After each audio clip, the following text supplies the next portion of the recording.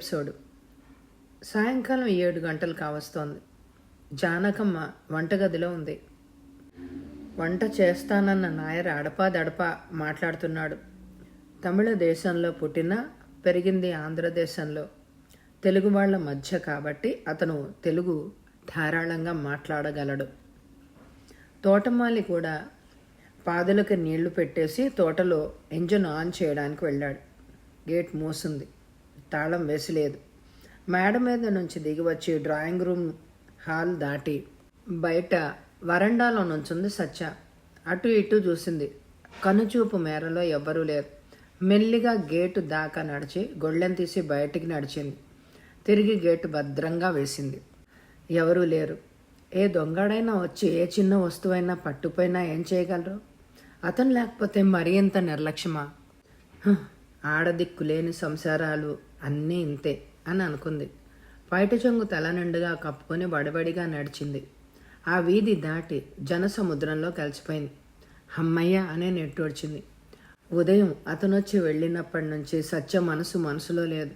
ఏం చేయాలి, ఎలా ఈ పీడం నుంచి తప్పించుకోవాలి అని సతమతమైంది. కానీ ఎంత ఆలోచించినా మార్గం దొరకలేదు. తన డబ్బు 20,000 ఉంది. అతనికి ఈసారి ఇవ్వచ్చు, మరోసారి ఇవ్వచ్చు, అక్కడితో సరి. కానీ అంతటితో పీడ విరగడు కాదే. మనిషి మాంసం రుచి మరిగిన పెద్ద పులిలాగా అతను పదే పదే వస్తాడు. ఏమనగలదు, ఎలా మనగలదు? సతీష్ డబ్బు వాడాలి, అది తనకిష్టం లేదు. అతనికి తెలియకుండా అతను ఒక్క పైసా అయినా వాడడానికి తనకి మనస్కరించదు. అతను లెక్క అడక్కపోవచ్చు, అసలు తను వాడినట్టే తెలుసుకోలేకపోవచ్చు. కానీ అది న్యాయం కాదు, తనకి ధర్మం కాదు. అందుకే ఆలోచించి నిర్ణయానికి వచ్చింది. తన ఇంట్లో ఉండకూడదు. అతను అంత ధనవంతుడు కాబట్టే, అతని ఆశ్రయంలో ఉంది కాబట్టి తను అలా డబ్బు అడిగాడు.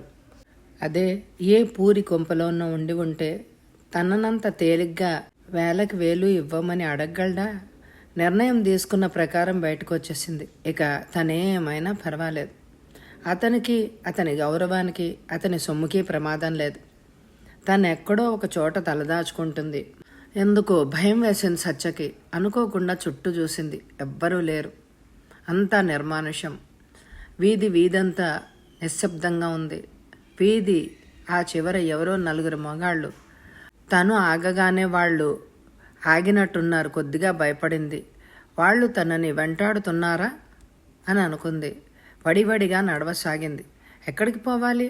హఠాత్తుగా ఆ ప్రశ్న ఎదురైంది. క్షణకాలం మనసు మొద్దుబారిపోయింది. తనే నిర్ణయంతో బయటకు వచ్చింది. ఎక్కడైనా వర్కింగ్ ఉమెన్స్ హాస్టల్ ఉందేమో కనుక్కుని అందులో చేరిపోయి తిన్నగా ఏ పనైనా చూసుకోవాలి. లేదా ఈ ఊరు విడిచిపెట్టి వెళ్ళి ఏ పెళ్ళకైనా చేరి ఏ మునసబనో కరణాన్నో ఆశ్రయించి కూలి చేసుకొని బ్రతకాలి. లేదా ట్యూషన్స్ చెప్పుకోవాలి. ఆలోచించగా అదే మంచిదనిపించింది. అలా అయితే బస్టాండ్కి వెళ్ళి ఏదో ఒక బస్ పట్టుకుని ఏ పల్లెకైనా చేరుకోవాలి. ఈ ఊళ్ళో బస్టాండ్ ఎక్కడుంది? ఏ రిక్షా వాడినైనా అడిగితేనో? కర్మ, ఈ ప్రాంతాల్లో రిక్షా వాళ్ళు కూడా కనిపించడం లేదు.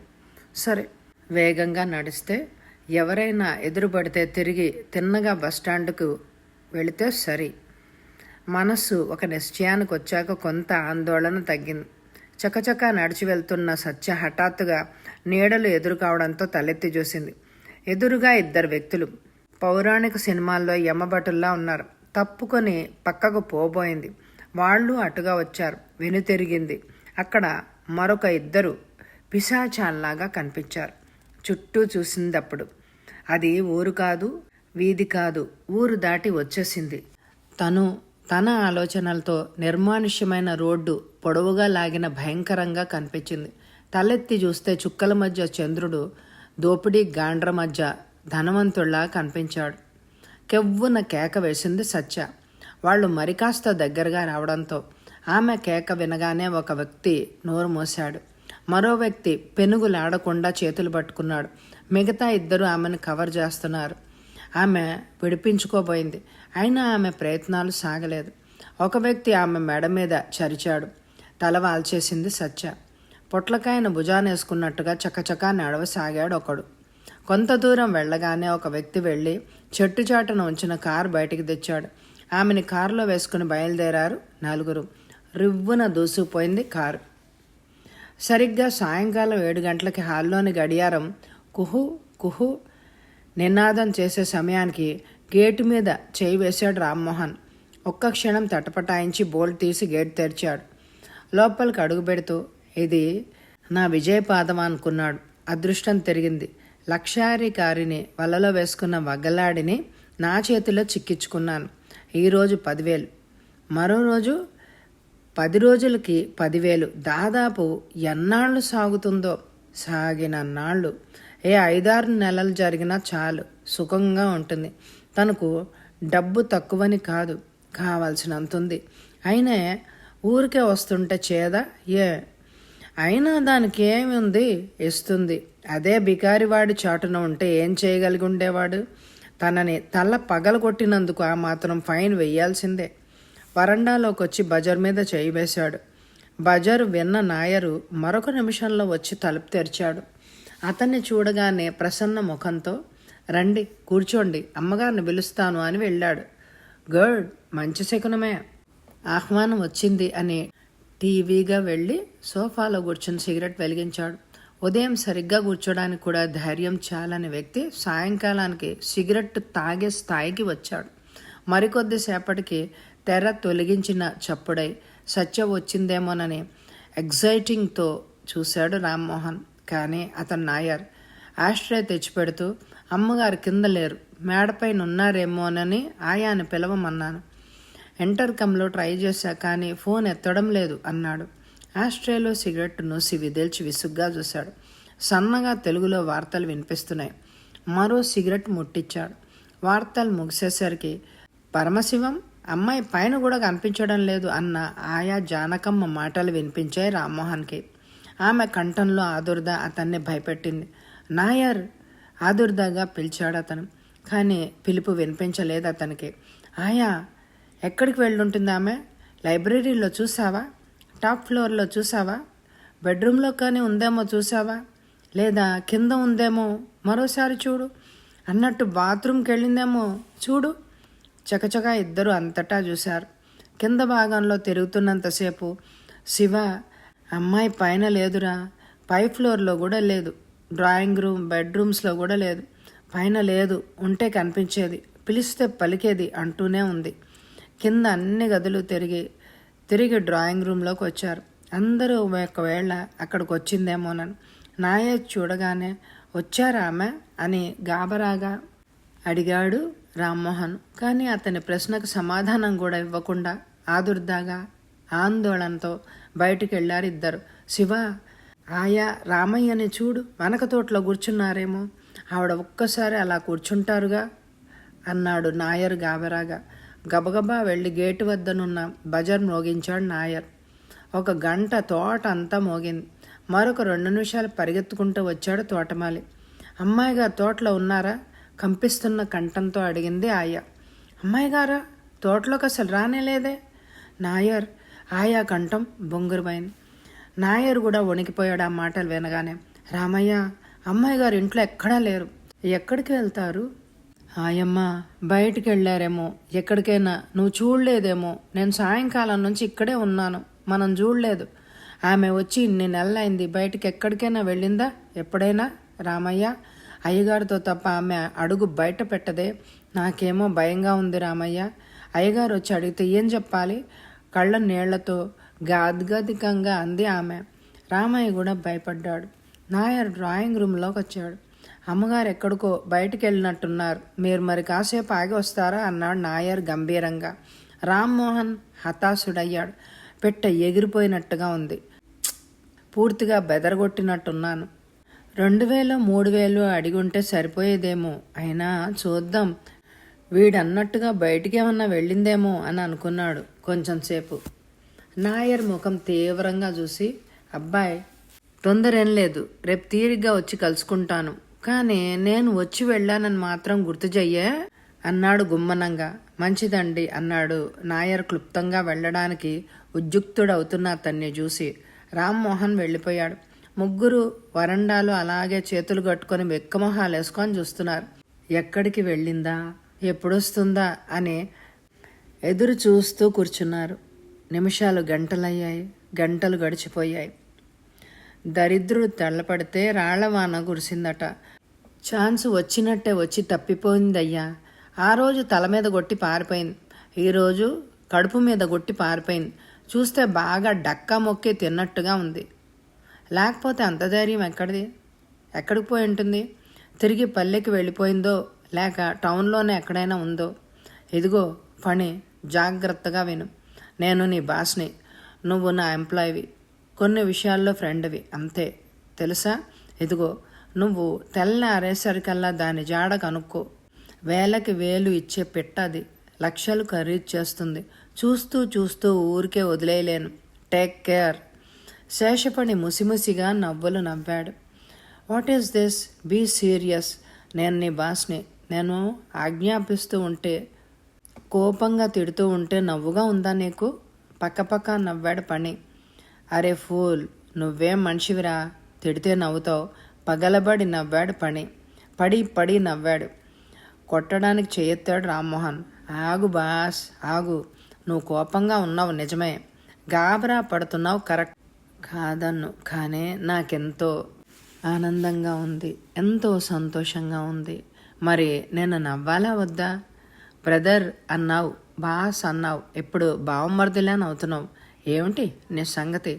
చెప్పకపోతే తోలు తీసేస్తాను. ఆగు బాస్, ఆగు. పూర్తిగా చెప్పేది విను. నువ్వు అన్నట్టే ఇక నేను నీ బావమర్దిని, సిస్టర్ని ఇచ్చేస్తున్నా నీకు. నీళ్ళెవ్వరు నా సిస్టరే కదా. రే బామ్మర్ది, ఈ మాటల గారడి చాలించే విషయానికి రా. నేను అసలే బ్లడ్ ప్రెషర్ పేషెంట్ని. ప్రెషర్ పెరిగి బాల్చి తన్నేశానా నీ సిస్టర్ ముసుగేసుకుంటుంది. చూడు నా హార్ట్ బీటింగ్. తగ్గు బాస్, శాంతంగా ఉండు అని చేతులు చరిచాడు. నలుగురు వ్యక్తులు ఒక స్త్రీని తీసుకొచ్చారు. తలెత్తి చూడవే బొమ్మ, నీ లక్ పండింది అన్నాడు పని. విసురుగా తలెత్తింది ఆమె. అరే అరే, what a tragedy, what a comedy. ఏం తమాషా, ఏం తమాషా. ఇది ఎలా సాధ్యం? సత్యభామ, నువ్వు ఇక్కడికి ఎలా వచ్చావు? నేను నీ కోసం వెళ్ళి నిరాశతో ఒట్టి చేతులతో వస్తున్నాను. అక్కడ నాయర్ ఆయ అంత హడిల్ చస్తున్నారు. ఇంతకీ ఎలా వచ్చావు? అతను అక్కడ చూడగానే ఆమె ముఖం పాలిపోయింది, భయపడ్డది. అతని ప్రశ్నకి జవాబు చెప్పలేకపోయింది. అసహ్యంగా మొహం తిప్పుకుంది. నన్ను అడుగు బాస్, నేను చెప్తాను. ఈ గ్యాంగ్ మన శిష్యులు. ఊరికి కొత్త పిట్ట వస్తే కొట్టుకొస్తారు. నేను రుచి చూసి ఊళ్ళో అమ్మేస్తాను, లేదా పక్క ఊరికి తరలిస్తాను. రేటుని బట్టి గిరాకీని బట్టి ఉంటుంది ఆ ఛాన్స్. ఈరోజు 8 మధ్య ఊరవతల వీధిలో చిక్కింది పెట్ట. పట్టి కొట్టుకొచ్చారు. నేను చూడగానే గుర్తించాను, ఇది ఖరీదైన పెట్ట. అమ్మినా వేలొస్తాయి. బ్లాక్మెయిల్ చేసిన సతీష్ వేలు కుమ్మరిస్తాడు. సో నువ్వు ఎప్పుడు వస్తావా, ఈ పెట్టను ఎప్పుడు చూపుతానా అని ఎదురు చూస్తున్నాను. ఫణి మాటలు విని చెంగున కుర్చీలోంచి లేచి అతని చెయ్యి అందుకుని, ఇదిగో ఈ క్షణం నుంచి నువ్వు నా బావమరిదివి కాదు, నేను నీ బాస్నే కాను. ఫ్రెండ్స్ మీ, గట్టిగా మాట్లాడితే పార్ట్నర్స్ మీ, that's all. Let us cash the girl. ఈ శుభ సమయంలో మనం సెలబ్రేట్ చేసుకుందాం. దీన్ని ఒక గదిలో కట్టిపడే, తర్వాత ఆలోచిద్దాం. ఆ సతీష్ కృష్ణ రేపు తెల్లారి గాని చావడు అన్నాడు రామ్మోహన్. ఆ నలుగురు మనుషులు ఆమెను తీసుకెళ్ళి ఓ గదిలోకి తోసి బయట గొళ్ళెం పెట్టి తాళమేశారు. ఫణి ఇచ్చిన డబ్బు అందుకొని వెళ్ళిపోయారు. ఫణి జానీ వాకర్ తెచ్చాడు. బాటిల్ తెరిచి గ్లాసులో పోసి సోడా వేశారు. అది వాళ్ళ కోరికలాగే బుస్సుమని పొంగింది. కబుర్లతో కేరింతలతో బాటిల్ పూర్తి చేశారు. వాళ్ళకి దగ్గరలోనే ఆ గదిలో ఉండిపోయిన సత్య నిరాశ నిస్పృహలతో తనలో తానే కుమిలిపోసాగింది. ద్వారకా నిలయంలో నిన్న రాత్రి నుంచి తిండి తిప్పలేవు. ఆయా కానీ రామయ్య అతని కుటుంబం కానీ నాయర్ కానీ పచ్చి మంచినీళ్ళు కూడా ముట్టుకోలేదు. ఆ వ్యక్తిని చంపేశాక, ఆ వ్యక్తిని పంపేశాక అనుమానం తీరక మళ్ళీ అంతా వెతికారు. సత్య ఎక్కడా కనిపించలేదు. భయంతో ఆందోళనతో ఆమె ఎక్కడికైనా వెళ్ళిందేమో, తిరిగి వస్తుందనే చివురంత ఆశతో అలాగే వరండాలో కూర్చుని ఆతృతతో చూడసాగారు. 10-15 నిమిషాలకు ఒకసారి నాయర్ గేట్ దాకా వెళ్ళి చూసొస్తాను అన్నాడు. రాత్రి 10 గంటలు అయ్యేదాకా చూసి ఇక నిరాశతో అలాగే కళ్ళల్లో ఆశ నింపుకొని చూడసాగారు. చుక్కలతో పాటే వాళ్ళకి తెల్లారింది. ఇక తెల్లారిన దగ్గర నుంచి వాళ్ళ భయానికి అంతు లేకపోయింది. సతీష్ కృష్ణ ఇంటికి తిరిగి వచ్చాక ఆమె ఎక్కడికి వెళ్ళింది, ఎలా వెళ్ళింది, ఎప్పుడు వెళ్ళింది అనే ప్రశ్నలకి సమాధానం ఇవ్వడానికే కాక ఆమె ఏమంటుందో అనే భయం ఎక్కువైంది. సరిగ్గా 10 గంటలకి ఇంపాలా కారు హారన్ మోగించుకుంటూ వచ్చింది. పీక్కుపోయిన ముఖంతో దడదడలాడే గుండెలతో వెళ్ళి తెరిచారు నాయర్.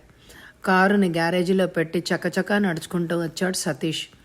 ముగ్గురు వరండాలో నుంచున్నారు తలంచుకుని. ఏజీ చైర్లో కూర్చుని, నాయర్ కాఫీ పట్రా అన్నాడు. రివ్వున బాణంలాగా దూసిపోయాడు నాయర్. ఆయా సత్య ఎక్కడ? ఆయా తడబడింది. ఆమె నోట మాట పెగలేదు. భయంగా చూస్తూ ఉండిపోయింది. అందులో కాఫీ తెచ్చాడు నాయర్. బ్రూ కాఫీ కలుపుకొని వచ్చావా? మరో కప్పు తేరాదు, సత్య కూడా తాగేది వస్తే. నాయర్ బ్రద్దులు ఇవ్వలేదు. రామయ్య బాబు, తోటకి నీరెట్టావా? హాయ్. పూలు తెచ్చావా? లేదు బాబు. ఏంటి రామయ్య, సత్యకి పూలు పూజకు కావద్దు? అసలు ఇంత వేళ అయింది ఇంకా తేకపోతే ఆమె ఏమీ అనలేదా? చూడు రామయ్య, నేనైనా ఆమెైనా దేన్నైనా ఓర్చుకుంటాం, కానీ పనిలో అశ్రద్ధ ఓర్చుకోలేం. రామయ్య బదులు చెప్పలేదు. కాఫీ కప్పు కింద పెట్టేసి, ఆయా నేను పైకి వెళ్తున్నాను, సత్య కింద ఉంటే పైకి రమ్మని చెప్పు అని లేచాడు. బాబు ఏంటాయా? ఇటు తిరిగి అడిగాడు. ఆయా ముఖంలో దుఃఖం, కళ్ళల్లో నీళ్లు చూసి, ఏమైంది ఆయా, ఎందుకలా ఉన్నావు? మీ అబ్బాయి దగ్గర నుంచి ఏమైనా ఉత్తరం వచ్చిందా? చూడు, నేను ఆ రోజే చెప్పలా, కాదని వెళ్ళిపోయినంత మాత్రాన అతను నీ కొడుకు కాకుండా పోతాడా? నువ్వు తల్లివి కాకుండా పోతావా? ఏ విషయం? ఊరికి వెళ్ళాలా? ఇదిగో డబ్బు తీసుకో, నాయరున్నాడుగా, పైగా సత్య కూడా ఉంది. వారం 10 రోజులు నువ్వు రాకపోయినా ఆటే ఇబ్బంది ఉండదు, వెళ్ళిరా. నాయర్ ఆయాను తీసుకెళ్ళి బస్ స్టాప్లో వదిలేసిరా, బస్సు వచ్చేదాకే ఉండి అక్కడ ఎక్కిచ్చిరా. బాబు గొల్లుమని ఏడ్చింది ఆయా. పరిస్థితి అర్థం కాక కంగారు పడ్డాడు సతీష్. ఏమైంది రామయ్య అని అడిగాడు. బాబుగారు, నిన్న సాయంకాలం నుంచి అమ్మగారు కనిపించడం లేదు. ముందు బయటికి వెళ్ళిందేమో అని అనుకున్నాం, కానీ 10 అయినా రాకపోయేసరికి ఇక భయంతో ఇలాగే కూర్చున్నాం. పిడుగుపాటు లాంటిది తగిలింది ఆ మాటలకి. స్థాణువై నిల్చుండిపోయాడు సతీష్. అతని పెదవులు అస్పష్టంగా సత్య అని కదిలాయి. సరే, ఏం భయం అక్కర్లేదు. ఫ్రెండ్స్ ఇంటికి వెళ్ళుంటుందేమో, నేను ఫోన్ చేసి కనుక్కుంటా, మరేం పర్వాలేదు, 1 గంటలో విషయం తెలుసుకుందామని చకచకా మెట్లెక్కి పైకి వెళ్ళాడు. వెళ్ళి సోఫాలోకి వాలిపోయాడు. ఏమైంది? ఏం జరిగింది? ఎక్కడికి వెళ్ళింది? ప్రశ్నలు, ఒకటే ప్రశ్నలు. జవాబులు మాత్రం దొరకడం లేదు. సమయం గడిచిపోతోంది, విషయం మాత్రం తెలియడం లేదు. హఠాత్తుగా ఏదో స్ఫురించినట్టే అతను ఫోన్ అందుకున్నాడు. డయల్ చేశాడు. హలో, నేను సతీష్ని. హలో, ఏంటి కృష్ణ? ఒక చిన్న సాయం చేసి పెట్టాలి. విత్ ప్లెజర్, చెప్పండి. నిన్న రాత్రి నుంచి సత్య కనిపించడం లేదు. వాట్? అవును, నేను నిన్న ఉదయం ఊరెళ్ళాను, ఇప్పుడే వచ్చాను. నిన్న సాయంకాలం 7 నుంచి ఆమె ఇంట్లో లేదు. కొంచెం విచారణ చెయ్యాలి. తప్పకుండా. ఆమె ఫోటో ఏదైనా ఉందా? సరే, నేను చూశాగా, నేనే స్వయంగా రంగంలోకి దిగుతాను. థ్యాంక్స్. ఆమె బయటికి వెళ్ళేటప్పుడు ఏ డ్రెస్లో ఉందో కనుక్కొని చెప్పు. అయినా అదంత అవసరం కాదనుకో, కొంచెం గుర్తు అంతే. జస్ట్ మినిట్ అని ఆయాని కేకేసి కనుక్కుని, హలో, ఆమె బయటికి వెళ్ళేటప్పుడు లైట్ రోజ్ శారీ, అదే కలర్ జాకెట్లో ఉంది అని అనుకుంటున్నాం. ఎందుకంటే ఆమె ఈవినింగ్ అదే డ్రెస్లో ఉండగా చూశారు, అంతే అన్నాడు. That's all. నేను ఇప్పుడే బయటికి కదులుతున్నా. ఆమె మరెక్కడికైనా వెళ్ళిందేమో కనుక్కో. నో, ఆమెకి ఇక్కడెవ్వరూ తెలియదు. మన వాళ్ళు ఎవరైనా వచ్చి తీసుకెళ్లారేమో అనుకోవడానికి కూడా ఆస్కారం లేదు. వస్తే తెలిసేదిగా. సరే, నేను ఇప్పుడే బయలుదేరి అక్కడికి వస్తున్నాను. ఈరోజు కానీ నిన్న కానీ ఎవరైనా ఆమెను కలుసుకున్నారేమో కనుక్కుంటాను. నీ పోలీస్ బుద్ధి పోనిచ్చావు కాదు. ఆమె ఈ ఊరు రావడమే ఇది తొలిసారి. ఇక్కడ ఎవ్వరూ పరిచయస్తులు లేరు అంటుంటే అలా అడగతావే? కృష్ణ, నువ్వెన్నైనా చెప్పు. ఇన్వెస్టిగేషన్ అంటే అంతే. మేము స్వయంగా నిర్ధారించుకుందే ఏ నిర్ణయానికి రాము. అది మా పద్ధతి. సొంత తల్లైనా, భార్య అయినా, బిడ్డ అయినా ఇంటరాగేషన్ చెయ్యందే నమ్మం. అది మా ట్రైనింగ్. సరేలే, నేను వస్తున్నాగా అని ఫోన్ పెట్టేశాడు. ఫోన్ డిస్కనెక్ట్ చేసి కిందకొచ్చాడు సతీష్. అతని కంఠం, ముఖం గంభీరంగా ఉంది. నేరుగా వెళ్ళి డ్రాయింగ్ రూమ్లో కూర్చున్నాడు. దాదాపు 11 గంటలైంది. అతను ఇంతవరకు బ్రేక్ఫాస్ట్ కూడా చేయలేదు. ఆకలిగా ఉంది కానీ తినాలని లేదు. కళ్ళు మూసుకొని చైర్లో వెనక్కి ఒరిగి పడుకున్నాడు.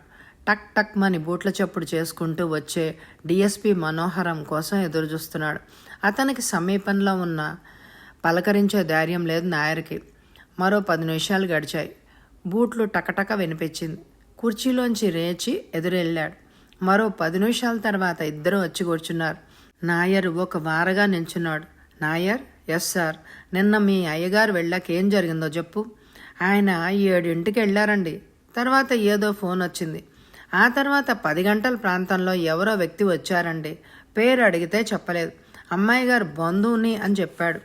అడిగితే ఆమె మేనత్త కొడుకు అన్నాడు. ఇక్కడే డ్రాయింగ్ రూమ్లో కూర్చోబెట్టి అమ్మాయి గారిని పిలిచారు. ఇద్దరూ అరగంట మాట్లాడారు. తర్వాత అతను రేపు వస్తానని వెళ్ళిపోయాడు. మాటల మధ్యలో అతని పేరు రామ్మోహన్ అనడం విన్నాను.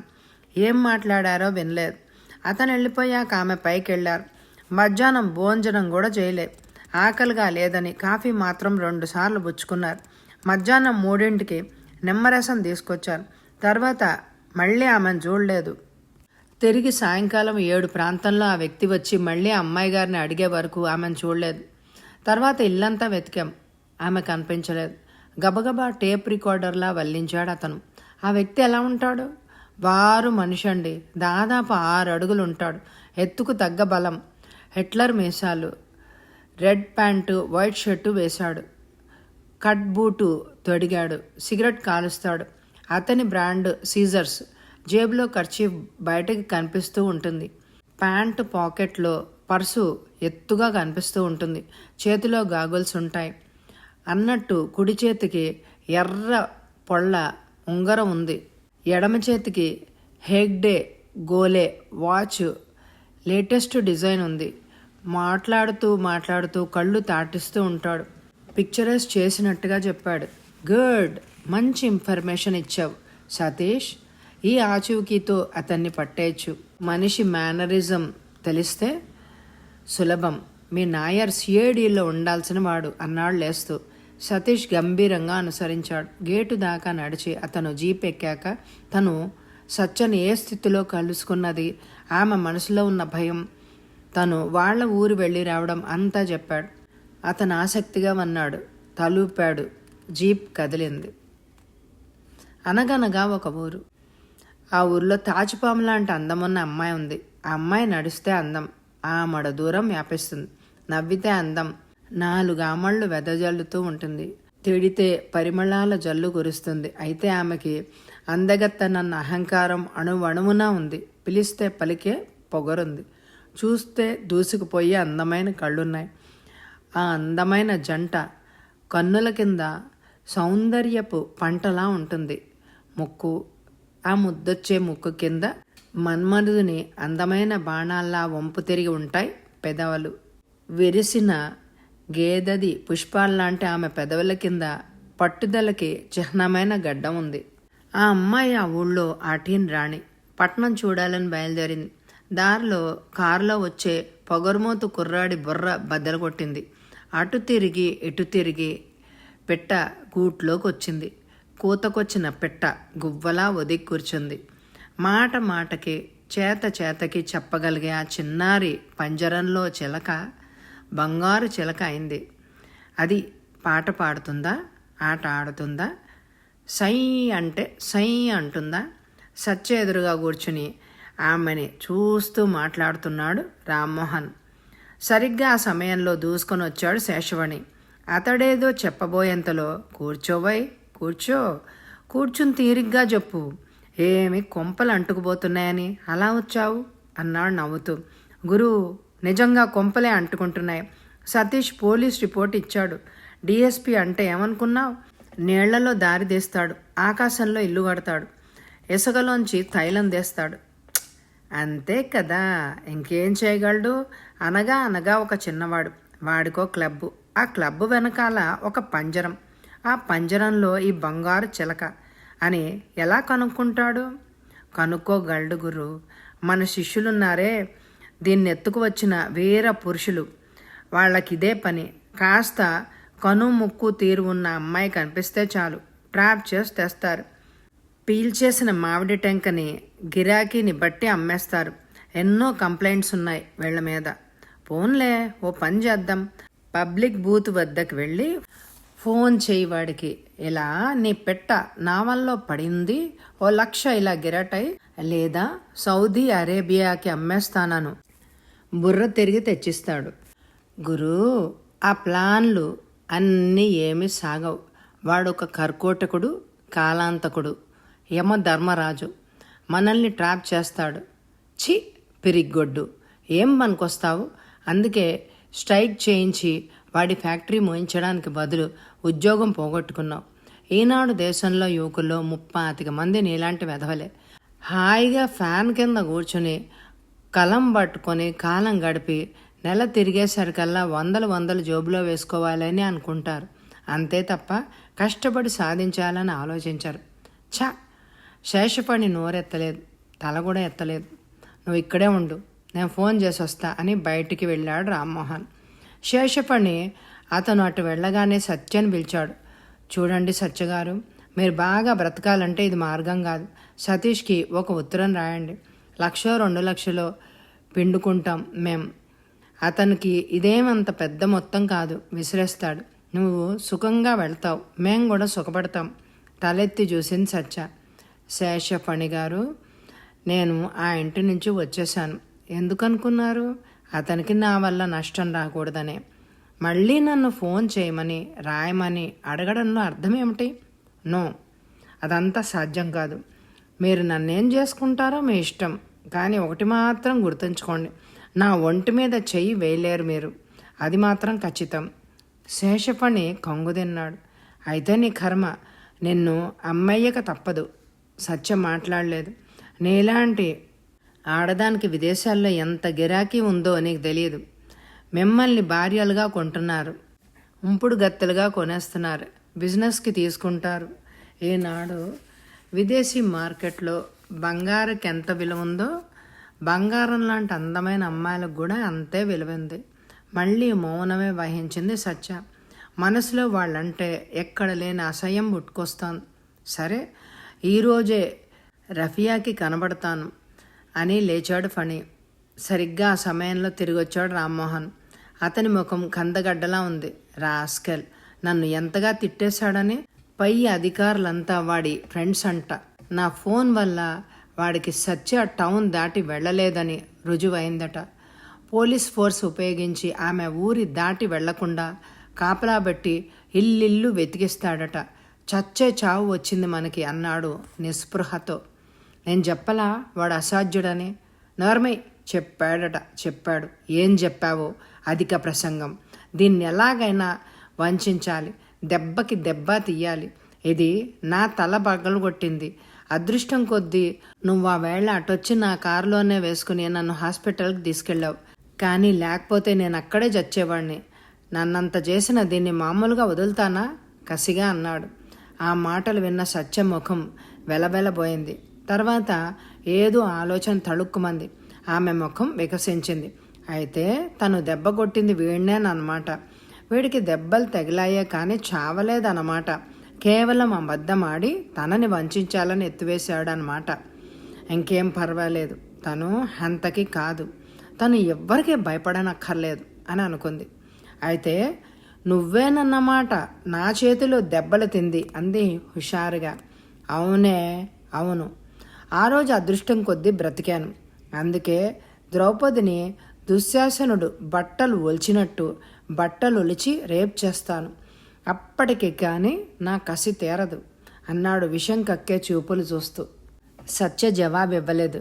గురూ, ఒక ఉపాయం చెప్పనా? చెప్పు. దీన్నే అమ్మేద్దాం. ఎవరికి? రఫియాకి. అదేం చేస్తుంది? సౌదీ అరేబియాగా తోలేస్తుంది. నీ తెలివి మండినట్టే ఉంది. చుట్టూ పోలీస్ కాపలా ఎలా వెళ్తుంది ఊరు విడిచి? మనకదంతా ఎందుకు? 25,000-30,000 ఇచ్చి కొనేస్తుంది అంతే. మన డబ్బు మన చేతిలో పడుతుంది. దీని పొగరు అణుగుతుంది. సరే ఫోన్ కొట్టు మరి. వెంటనే డయల్ చేశాడు ఫణి. అవతల వ్యక్తితో మాట్లాడాడు. 50,000 బేరం పెట్టాడు. అమ్మాయిని చూసి రేటు ఇస్తానంది ఆమె. సరే రమ్మన్నాడు. ఓ అరగంటలో కారేసుకుని వస్తాంది. ఫోన్ పెట్టేశాడు ఫణి. గర్వంగా రామ్మోహన్ వైపు చూసి, ఎల్లుండి షిప్ బయలుదేరుతోందట బొంబాయి నుంచి. రేపు రాత్రికి అందమైన అమ్మాయిల్ని 6 పంపాలట. ఒక అమ్మాయి తక్కువైందని. వెంటనే క్యాష్తో వస్తాను అన్నాడు.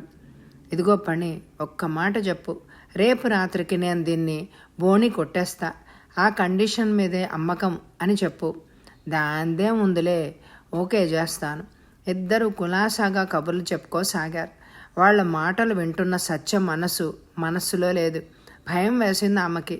కుంపటి నుంచి నిప్పులోకి ప్రయాణిస్తున్నాననే అనుకుంది. భగవంతుడా, చివరికి నాకు వేశ్యా జీవితం శపిస్తున్నావా అని అనుకుంది. ఆ మాట అనుకోగానే బొటబొట కన్నీళ్లు కారే. అంతలో నౌకర్ కుర్రాడు బయట నుంచి వచ్చి కారు వచ్చింది అన్నాడు.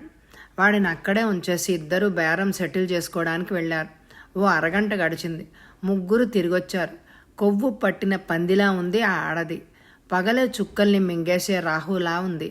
అవలీలగా 1 డజన్ బాటిల్స్ లాగేసే దానిలాగా ఉంది. నోరు విప్పితే బూతుల పంచాంగం విప్పినట్టుగా ఉంది. చూడగానే వికారం కలిగేటట్టుగా ఉంది ఆమె నవ్వు. ఇదా అంది సత్యం చూడగానే. ఆమె కళ్ళు మెలమెలా మెరవడం చూసి శేషపడి నవ్వాడు. అవును, ఉగాండా అధ్యక్షుడు ఇది అమీన్కి బేరమైంది 6 లక్షలకి. అయితే వాడి కర్మ మా కర్మ కాలింది అన్నాడు ఫణి. చాలా ఎక్కువ బేరం. నేను 50,000కి మించి ఇవ్వలేను. పాడు దేశం పాడు వ్యాపారం చేసేందుకు కూడా వీల్లేదు. ఏం స్వతంత్రమో ఏమో, అన్నీ అడ్డంకులే అంది నిరాశగా. సరే నీ ఇష్టం, 50,000కి సెటిల్ చేద్దాం. నువ్వు బాగుపడితే ఇంకో బేరం మరి కాస్త పెడతావుగా. ఇక నుంచి కమిషన్ మనుషులొద్దు, నేరుగా కాంటాక్ట్ చేయి. మాకు క్యాష్ అక్కర్లేదు. గోల్డెన్ బిస్కెట్స్ ఇచ్చినా చాలు. తీవ్రమా వద్దనడానికి రోజు రోజుకి ధర పెరుగుతూ ఉందాయే. పోనీ బిస్కెట్లే ఇస్తాలే అన్నదామె. డబ్బు చేతులు మారింది, మనిషి చేతులు మారింది. ఇదిగో ఈ అమ్మాయిని రేపు రాత్రికి నాకు రిజర్వ్ చేయి, అది కండిషన్ అన్నాడు రామ్మోహన్. ఆశ, అలాంటి దురాశలు పెట్టుకోద్దు. ఫ్రెష్ సరుకుని అమ్ముకున్నట్టు మిగతా సరుకుని అమ్మలేం. అదంతా కుదరదు అంది కఠినంగా. ఊరుకో అన్నట్టు సైగ చేశాడు ఫణి. రామ్మోహన్ మాట్లాడలేదు. సత్యభామను తీసుకువెళ్ళిపోయింది ఆమె. కారులో ఎక్కాక కళ్ళకు గంతలు కట్టారు. నల్లటి తెరలున్న కారు రివ్వున దూసుకెళ్ళింది. కారు వెళ్ళిన 5 నిమిషాలకి రొటీన్ చెక్కుకి పోలీస్ జీప్ వచ్చింది. అది ఊరికి మైలున్నర దూరంలో ప్రశాంతంగా ఉండే ఆశ్రమం. అది రాక్షసుల మధ్య దేవతలా ఉంది. గందరగోళాన్ని సృష్టించే జార్జ్ మ్యూజిక్ మధ్య వీణానాదంలాగా ఉంది. అల్లర్ల మధ్య ప్రశాంతంగా ఉంది. కాకుల మధ్య కోకిల్లాగా, అల్లరిమూక మధ్య నెమ్మదస్తునిలాగా ఉంది. చీకటి మధ్య వెలుగు రేఖలా ఉంది. అక్కడికి అశాంతి, అల్లరి మైలు దూరంలో ఉంటుంది. దాన్ని ప్రశాంతత పాలిస్తూ ఉంటుంది. అచ్చమైన తెలుగు సంస్కృతిలాగా, ప్రశాంతతకి మారు పేరులాగా ఉంటుంది. అక్కడికి వెళ్ళాలంటే గేటు దాటాలి. ఆ గేటు దాటిన ప్రతి మనిషికి మరో ఆలోచన రాదు. శాంతం, దయ, ధర్మం, నెమ్మదితనం, వినయం పంచభూతాల్లా కమ్ముకుంటాయి. చల్లని గాలి నెమ్మదితనానికి తోడవుతుంది. ప్రశాంతత శాంతాన్ని పెంపొందిస్తుంది. వాళ్ళ మేనరిజం వినయాన్ని చూపుతుంది. కారుని గేటుకు ముందాపి నెమ్మదిగా నడుచుకుంటూ వెళ్ళాడు సతీష్. గేటు మొదట్లో గేటుకి ఇరువైపులా ఉన్న కొబ్బరి చెట్లు నిలువుగా పెరిగి దయాధర్మాల్లా తలెత్తుకుని ఉన్నాయి. గేట్ తీసుకుని లోపలికి వెళ్ళి మళ్ళీ గేట్ బోల్ట్ వేశాడు. అక్కడి నుంచి బాట సన్మార్గుడి రుజువర్తనంలాగా ఉన్నది. ఆ బాటకి 2 వైపులా చిక్కని పచ్చిక మంచివాడి మనసులాగా ఉంది. నమస్కారం బాబుగారు. స్వామివారి శిష్యుడు సతీష్ని చూడగానే నమస్కరించాడు. నమస్కారం ముందుకు కదులుతూనే అన్నాడు, బాబాజీని చూస్తారా? ఇప్పుడే కాదు, 1 గంట ఆగి వస్తాను అని కదిలాడు. శాంతి కపోతంలోకి వెళ్తారా? అందంగా పెరిగిన పూల చెట్లని, మరీ అందంగా విసిరిన పూలని చూస్తూ నడుస్తున్నాడు సతీష్. మనిషి ఎంత ఎదిగినా ఈ ప్రకృతికి సమానుడవుతాడా? హాయిగా గాలికి తలలూపుతూ స్వేచ్ఛగా బ్రతికే ఈ పూలలాగా ఉండగలడా? వీటి జన్మ మనిషికి రాదు.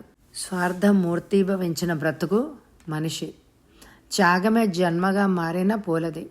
వాటికి మనిషికి పోలికెక్కడ? మనిషిలో స్వార్థం తగ్గే రోజు ఎప్పుడొస్తుందో ఆలోచనల వెంట కదిలాడు సతీష్. శాంతివనం సుమారు 10 ఎకరాల తోట. అందులో మధ్యగా ఉంటుంది బాబాజీ ఆశ్రమం. ఆ తోట సతీష్కి వారసత్వంగా సంక్రమించింది. అతని మేనత్తకు పిల్లలేరు. ఆమె రోగిష్టి. భర్త ఆమె జబ్బుని నయం చేయాలని, వంశాన్ని నిలుపుకోవాలని 40 ఏళ్ల వయసు వచ్చేదాకా యాతన పడ్డాడు. తర్వాత దేశాటన, తీర్థయాత్రలు. చూడని క్షేత్రం లేదు, మొక్కని దేవుడు లేరు, దర్శించని బాబాలు లేరు. అయినా ఆమె జబ్బు నయం కాలేదు. ఆమె కడుపు పండలేదు. చివరికి ఎవరు హరిద్వార్ వెళ్ళి అక్కడ గంగలో స్నానం చేస్తే జబ్బు నయమవుతుంది అన్నారు. అప్పటికి ఆమె ఆరోగ్యం బాగా చెడిపోయింది. అయినా ఆమెను వెంటేసుకుని శ్రమ కోర్చి హరిద్వార్ చేరాడు. 40 రోజులు ఆ వణికించే చలిలో, శరీరాన్ని గడ్డ కట్టించే చన్నీళ్లలో స్నానం చేసింది ఆమె. శారీరక ఆరోగ్యం ఎలా ఉన్నా మానసికంగా ఆమె ఆశ చచ్చిపోయింది. అక్కడి నుంచి రిషికేష్కి వెళ్ళారు. అకస్మాత్తుగా జబ్బు తిరగబెట్టి 1.5 గంటల వ్యవధిలో చికిత్స చేసే అవకాశం కూడా ఇవ్వకుండా చనిపోయింది ఆమె. భార్యని ఆ నీళ్లలో కలిపేసి తిరుగుమూకం పట్టి కాశీలో విశ్వనాథుడి దర్శనం చేసుకుని వెళ్ళి హరిశ్చంద్ర ఘాట్లో స్నానం చేసి జంజం తెంపేసి జుట్టు గొరిగించుకుని కట్టుకున్న బట్టల్ని గంగలో విడిచేసి గోచీపాతతో బయటకు వచ్చి ఎవరో సన్యాసి వద్ద సన్యాసాశ్రమం స్వీకరించేశాడు అతను. అక్కడి నుంచి నేరుగా తిరిగొచ్చి భార్య మేనల్లుడికి తన అపూర్వమైన సంపద, ఆస్తి ఇచ్చేశాడు. తిరిగి దేశంపై పడతానన్న మావయ్యని అడ్డుపెట్టాడు సతీష్. ఏ దేశమేగినా, ఎందు కాలిడినా నువ్వు కోరుకునేది మానసికమైన శాంతి, ప్రశాంతి కదా. అది ఇక్కడే సాధించుకోవచ్చు. మన ఊరి బయట తోటలో ఆశ్రమం కట్టిద్దాం, అక్కడే ఉండు అని ఆపేశాడు. దేశం చూసి సంపాదించుకున్న అనుభవంతో అల్లుడి మాటని తోసివేయలేకపోయాడు ఆయన. ఆశ్రమ స్వీకారం చేశాక శిష్యులు కూడా జతయ్యారు. నడుస్తూ ఉంటే అంతా గుర్తొచ్చింది సతీష్కి. శాంతి కపోతం ముందాగి తలుపు తీశాడు. శాంతి కపోతం అనేది సతీష్ ప్రత్యేకంగా అక్కడ కట్టించుకున్న గది. గది పైకప్పు పావురం రెక్కలాగా ఉంటుంది. అది గుండ్రని గది, చాలా చిన్నగా ఉంటుంది. ఒక మనిషి మధ్యలో ప్రశాంతంగా కూర్చోవచ్చు. ఎప్పుడైనా సతీష్ అక్కడికి వచ్చి తన మనసు అయినంతసేపు వీణ వాయించుకొని బాబాని దర్శనం చేసుకొని వెళ్తాడు. 2 వైపులా గోడలో కిటికీలు, మరొక వైపు గట్టర్, ఓవైపు ఇనప కమ్మేల తలుపు. చలిగాలి వస్తోంది. చుట్టూ చెట్లు, పూల పొదలు, పూలగాలి మోసుకొచ్చే పిల్ల తెమ్మెర. లోపలికెళ్ళి తివాసి మీద కూర్చుని వీణ ముందు పెట్టుకొని తీగలు సవరించాడు సతీష్. శృతి చేసి వీణ వాయించసాగాడు. జయ జయ వంటి రాగం అలలు అలలుగా తేలి చుట్టూ ఉన్న ప్రకృతిలో కలిసిపోతోంది. ఆ రాగ రసవాహినిలో అతని అంతరంగం స్నానపూరితమవుతోంది. ఆలాపన, పల్లవి, అనుపల్లవి, కీర్తన ముగిసేసరికి 11 గంటలు గడిచింది. కానీ అతనికి క్షణకాలం గడిచినట్లుంది. మనసులో కొద్దిగా భారం తగ్గింది. తిరిగి జగన్మోహిని రాగం అందుకున్నాడు. మనోమోహనమైన సంగీతం వాతావరణాన్ని తేలికపరుస్తోంది. చాలామంది మానసిక బలహీనతలతో శారీరకంగా విశ్రాంతిని పొందడానికి, మనసుని నిద్రపుచ్చడానికి నిశా పదార్థాలు, మత్తు పదార్థాలు వాడుతూ ఉంటారు. బ్రాందీ విస్కీలతో ప్రారంభించిన మనిషి ఆ నిశా చాలక నాటు సారాకు దిగుతాడు. ఎవరో మహానుభావుడు మత్తు కోసం పాము విషయం ముద్దలు ముద్దలు మింగేవాడట. అలాగే ట్వింకిలైజర్తో మొదలైన వాళ్ళు ఆ డోస్ చాలక మార్ఫియాకి అలవాటు పడతారు. అది చాలకపోతే మార్ఫియానే నీళ్లలో కలుపుకొని తాగుతారు. కానీ ఇవేవి తగినంత మైకం కలిగించవు. శారీరకంగా మర్చిపోవడానికి, ఆలోచనలకి బందీ అయిన మనసుని నిద్రపుచ్చడానికి ఇవేం అక్కర్లేదు. నిజమైన సంస్కారం ఉంటే సంగీతం, నాట్యం, కవిత్వం ఇవి చాలా నిషాని కలిగిస్తాయి. తన మనసులోని బాధని మర్చిపోవడానికి వీణావాదనం చేస్తున్న సతీష్ హిందోళ రాగాన్ని వాతావరణంలో లీనం చేస్తూ తారాస్థాయిలో మీటిన దానికి అతని వేలు చెట్లింది. టంగుమని శబ్దం చేస్తూ తీగ తెగింది. రాగ స్రవంతి ఆగింది. తిరిగి వీణకి తీగను బిగించి శృతి సరిచేసి తీగ మేటబోయిన సతీష్కి వేలి దెబ్బ తెలిసింది.